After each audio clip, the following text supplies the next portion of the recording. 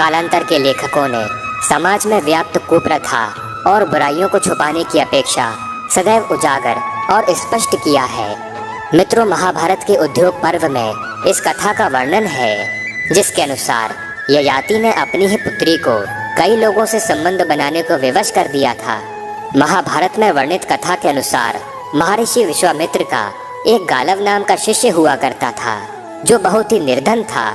महर्षि विश्वामित्र के आश्रम में ही गालव की शिक्षा पूरी हुई थी, तो विश्वामित्र ने उसकी गरीबी के कारण उससे गुरु दक्षिणा लेने से मना कर दिया था। किंतु गालव को यह बात अच्छी नहीं लगी और वह विश्वामित्र से गुरु दक्षिणा मांगने की जिद करने लगा। तब क्रोधित होकर ऋषि विश्वामित्र ने गालव से 800 श्याम कर्ण घोड़े की मांग की जो अत्यंत ही दुर्लभ थे। गुरु की आज्ञा लेकर गालव आश्रम से घोड़े की खोज में निकल गया। फिर गालव सबसे पहले सहायता के लिए अपने मित्र गरुड़ के पास गया। गरुड़ ने गालव से कहा, हमें प्रतिष्ठानपुर के महाराजा ययाति के पास चलना चाहिए, वही हमारी सहायता कर सकते हैं। किंतु उस समय महाराजा ययाति की स्थिति ऐसी नहीं थी कि वह गालव की सहायता कर सकें, जैसा कि गालव और गरुड़ समझते थे।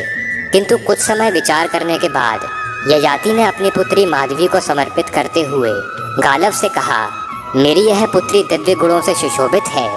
मेरी पुत्री को यह वरदान प्राप्त है कि वह चक्रवर्ती सम्राट को जन्म देगी और शिशु जन्म के बाद पुनः चिरकुमारी हो जाएगी। इसलिए आप इसको साथ ले जाएं। परंतु आपसे प्रार्थना है कि आपका कार्य हो जाने के बाद आप मेरी कन्या मुझे लौटा देंगे। फिर माधवी को संग लेकर वे सर्वप्रथम अयोध्या के राजा हर्षु के पास पहुँचे और गालव और गरुड़ ने उनको अपनी सारी बातें बताईं। किंतु राजा हर्षु के पास उस समय केवल 200 श्याम कर्ण अश्व ही थे। फिर महाराज हर्षु ने कहा, मैं 200 श्याम कर्ण अश्व देकर माधवी से केवल एक पुत्र चाहता हूँ। किंतु और कोई चारा न होने की वजह से गालव और गरुड़ ने राजा हर्षु की बात मान ली और माधवी को अयोध्या में छोड़ दिया। फिर समय पूरा होने पर हर्षु के सहयोग से माधवी ने वसुमना नामक पुत्र को जन्म दिया जो बाद में चलकर बहुत प्रसिद्ध हुए।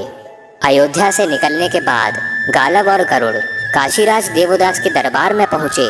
गालव और गरुड़ के अनुरोध पर वह भी माधवी जैसी सुंदरी से पुत्र प्राप्त करने के लोभ को ना रोक सके और समय आने पर काशीराज देवदास को भी प्रत्रदन नामक पुत्र की प्राप्ति हुई।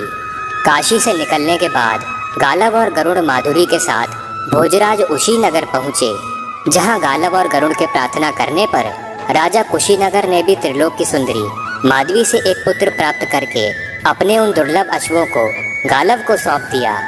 भोजराज का यही पुत्र बाद में शिवी के नाम से प्रसिद्ध हुआ। अब गालव के पास 600 अश्वकरण हो चुके थे और बचे हुए 200 अश्वकरण गालव पूरे ना कर सका, क्योंकि धरती पर केवल 600 अश्वकर्ण ही मौजूद थे। और इन 600 अश्वकरण के साथ ही गालव और गरुड़ माधवी के साथ ऋषि विश्वामित्र के पास चले गए। ऋषि विश्वामित्र से कहा, हे गुरुवर, आप इन 600 श्याम कर्ण घोड़ों को स्वीकार करें।